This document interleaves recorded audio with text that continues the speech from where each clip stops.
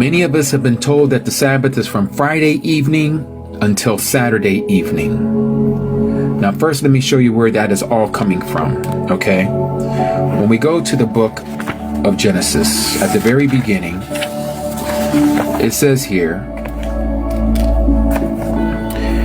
many of you already know this. Let me turn down this music. Hold on one second. Volume, there it is. So, yes, Gift, it is the Sun and Enoch time, right? But let's start here. Bereshit, also known as Genesis. This is why they think the day begins in the evening, hence why so many people think that the Sabbath begins in the evening to the next evening. Chapter 1, verse 5, it says, And Elohim called the light day, and the darkness he called night. And there came to be evening, and there came to be morning, one day. Now, in the King James Version, it says it a little different. Let me show you what the King James Version says. And then I'm going to show you the difference, the distinction of the translations where the cause of the issue is. And so here it says, same verse, And Elohim called the light day, and the darkness he called night, and the evening and the morning were the first day.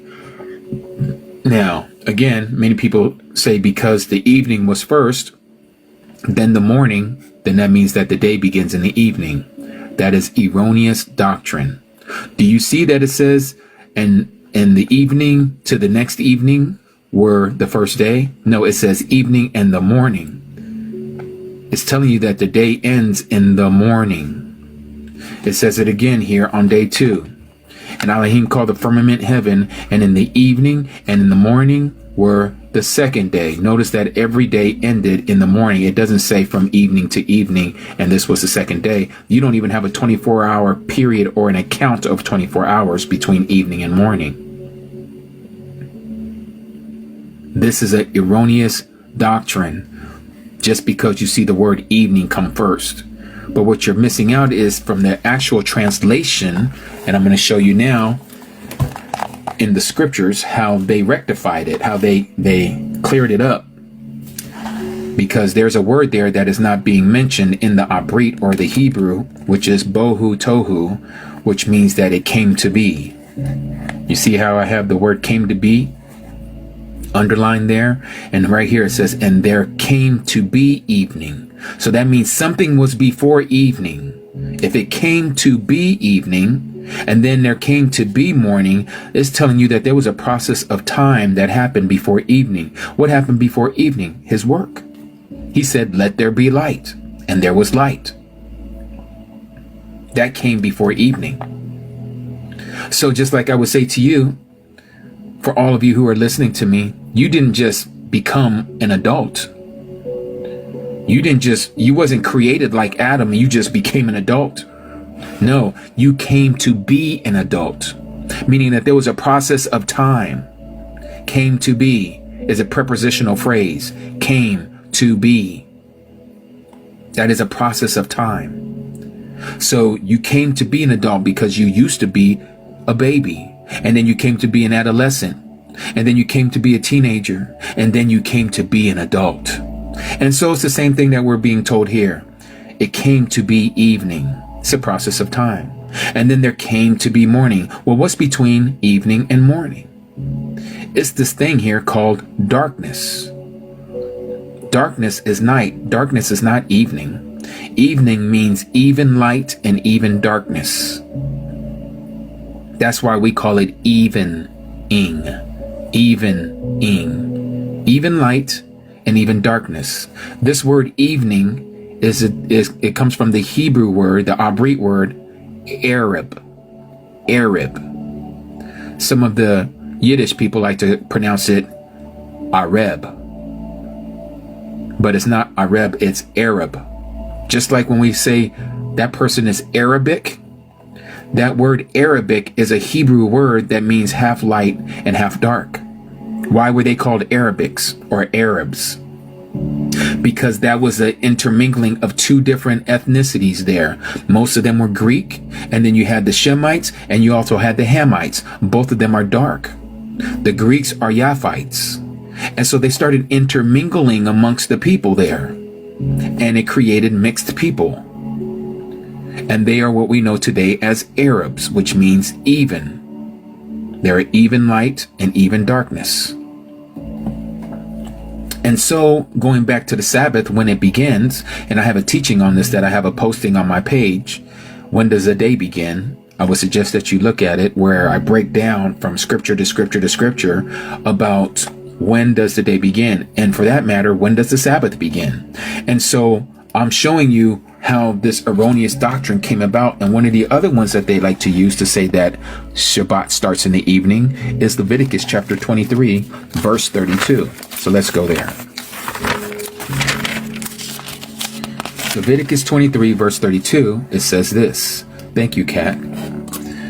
Thank you for letting it rain. Verse 32, Leviticus 23, verse 32, it says, "It is a Sabbath of rest to you, and you shall afflict your beings on the 9th of the new month at evening. From evening to evening, you are to observe your Sabbath." Now notice it says evening to evening. We didn't see that kind of verbiage, those kind of wordings in Genesis. It said evening to morning. So I'm showing you, I'm backing up what I'm sharing with you. It is not that every day starts from evening and then goes to the next evening, because in Genesis it said, and the evening and the morning, the first day. But again, through that proper translation, you understand that it says, and it came to be evening, and it came to be morning, first day. Because every day begins and ends at morning. But here, we're told about this day, this particular day, is the Day of Atonement.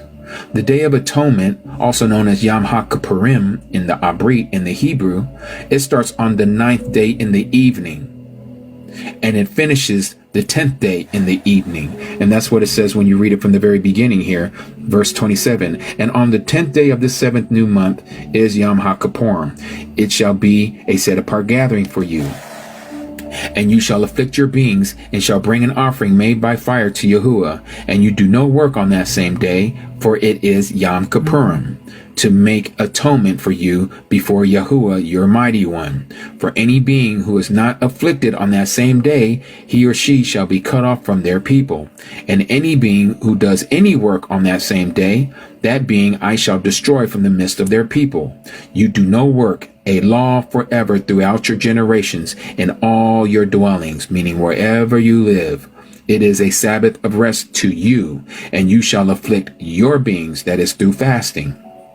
"On the 9th day of the new month at evening, from evening to evening, you observe your Sabbath." So again, he's telling us that it starts the prior day at evening. And this is why he says here, on the 10th day of the 7th new month is Yom HaKippurim. It is a set apart gathering. So it's telling you to the evening of the 10th day. So when you look at our calendar that we have, and let me show you that. Let me pull up the calendar. Do I have it already open? Yes, I do. Let's go to the 7th month. You see here, the only box that is straddling 2 days, you have the number 9 here and the number 10 here. You can barely, it's faded. You can see it there, and it's faded on purpose so you can see the writing more than you can the number of the day. This is the 7th month, Kadash 7. And you see here, this, imagine each box being a 24-hour period, okay? But you have this box within the two boxes. This is a 24-hour period. Imagine that line and that line being evening to the next evening. So this box here, half of this box would be nighttime. This other box would be nighttime. So that means that this portion would be the daytime, and this portion would be the daytime. So this is why it's straddling the 2 days. And so it says here, the Day of Atonement, fast sundown on the 9th until sundown on the 10th, a set apart Shabbat. And this is what we were just reading out of Leviticus chapter 23, verses 26 to 32.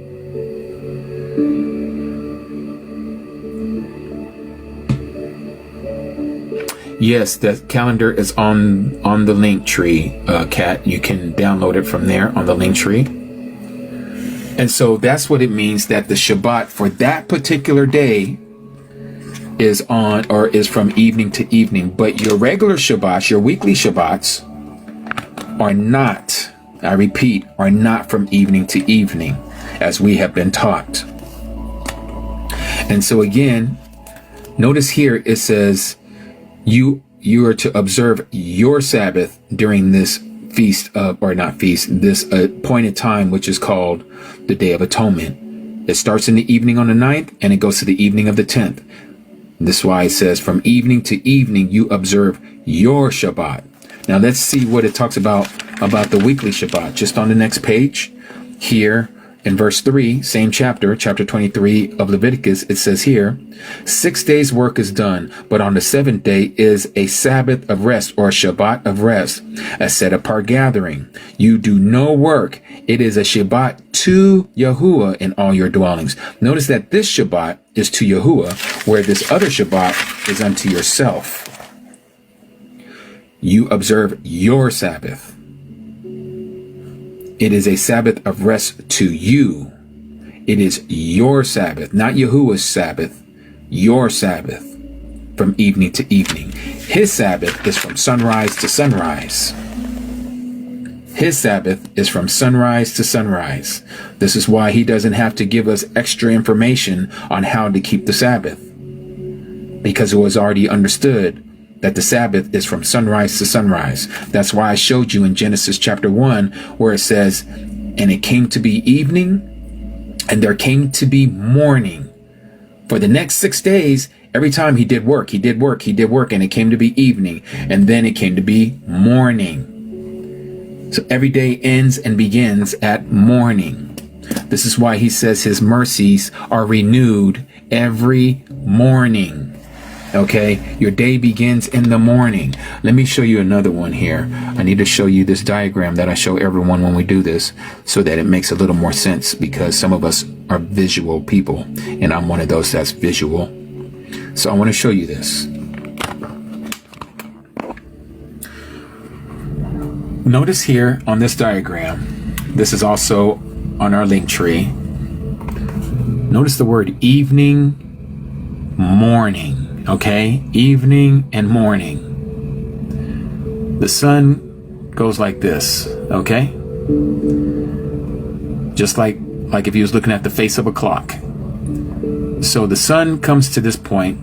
This line would represent evening, half light and half darkness. Evening. Well, if it just goes from an evening and morning, so okay, let's say you believe that the day starts in the evening. Okay, we'll go with that. If it starts in the evening and then it's morning, where's your day portion? You're going clockwise. Here's evening, and then here's morning. Day 1. How is that one full day? It didn't say evening to evening. That's a 24-hour period. Then that would be considered day 1. You have an argument. You would have an argument. But that's not what it says. It says evening to morning. So where's the rest of your day at? You don't have it because you don't understand what was actually being told to you in the book of Genesis. It came to be evening, and then it came to be morning. So what happens at sunrise?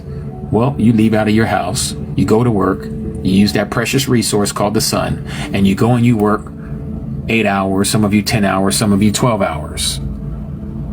But you do all your work during the daytime, and now you hit that traffic, that rush hour traffic going home. You finally get home, it's evening time. You take off your shoes, your boots, your sandals, your flip-flops, whatever it is that you use when you go to work. Take a shower, freshen up. Now you sit down with the family, you eat your dinner in the evening. Sit back, relax, talk about your day with the family, and then it's time to go to bed. Lights out on the night. You sleep through the night. You wake up just before dawn, and you get ready to get yourself out that door and go do it all over again. This is the next day. So day begins at sunrise. At this part right here, when the sun is popping up halfway, just like this illustration here. That is the horizon, and you see the sun come up there. You see that in a lot of old hieroglyphics. That's how you know it's talking about another day. And so you wake up, you go do your job, and then it came to be evening. And then you go to sleep, and you wake up, and it came to be morning. That's one full day. And then when you step out, when that sun comes up, that's the beginning of another day. You go out there, it's day 2. You go and do your work, and it came to be evening. And then you come home, it's time to go to bed. It came to be evening, and now it came to be morning. Right when you step out, when that sun comes up, you start your next day, day 3. And so it goes. This is the right understanding of the day. And so it's the same with the Sabbath. The Sabbath is the same way. And you can see the teaching where there's no other place in Scripture where Yahuwah teaches the children of Yasharal, which is in Exodus chapter 16, where he talks about when a day begins. He says that he was going to test them to see if they would keep his Torah or not. Now, I'm not going to read the whole thing, but I'm going to just get to the point here. Exodus chapter 16. This is when he was raining down manna from the heaven, if you guys recall the story. And here it is that Yahuwah said to Moshe, "See, I am raining bread from the heavens for you, and the people shall go out and gather a day's portion every day in order to try them." Your translation may say, in order to test them, whether they walk in my instructions, my law, or not. And it shall be on the 6th day that they shall prepare what they bring in, and it shall be twice as much as they gather daily. So on the 6th day, it was a sign to let them know that the next day is going to be a Sabbath. That's how he was showing them that this is a sign here. When you see that you get a double portion on the 6th day, you know the next day is the Sabbath. Well, here's the thing. When did they go out and get this stuff? They got it every morning. Notice what it says here, verse 21. And they gathered it, that is the manna, every morning. It was establishing when the day begins, that it starts in the morning. They came out of their tent in the camp when they were in the wilderness, and they would find this stuff all over, just strewn across the land every morning, and they went out there and they picked it up. And so then he said that in the 6th day, they'll get double the portion. That's why it says here in verse 22, and it came to be on the 6th day that they gathered twice as much bread, 2 omers for each one. And all the rulers of the congregation came and told Moshe. And he, meaning Moshe, Moses, said to them, "This is what Yahuwah has said. Tomorrow is a rest, a Sabbath set apart to Yahuwah." Notice the Sabbath again is set apart to Yahuwah, not to you, but to Yahuwah. And so they gathered this stuff every morning. They didn't gather it in the evening. They gathered it every morning. If Yahuwah wanted them to know that the day begins in the evening, then he would have taught them with quail. Notice what it says here. And it came to be that quails came up at evening. So if he wanted to teach them how to keep the day and how to keep the Sabbath, and if the Sabbath starts in the evening, then surely he would have taught them with quails that came up in the evening into the camp. But he didn't. He taught them in the morning with manna. That's why he said here at the very beginning, what I read to you, he says that I am raining bread, not quail. I'm raining bread down from the heavens for you. And the people should go out and gather a day's portion every day in order to test them, whether they walk in my law or not. And again, he rained down this bread every morning. And so they gathered it every morning. And this is why it says here, they gathered it 6 days, but on the 7th day, which is the Sabbath, there is none. And it came to be that some of the people went out on the 7th day. When did they go out to gather the stuff? Every morning. But they found none.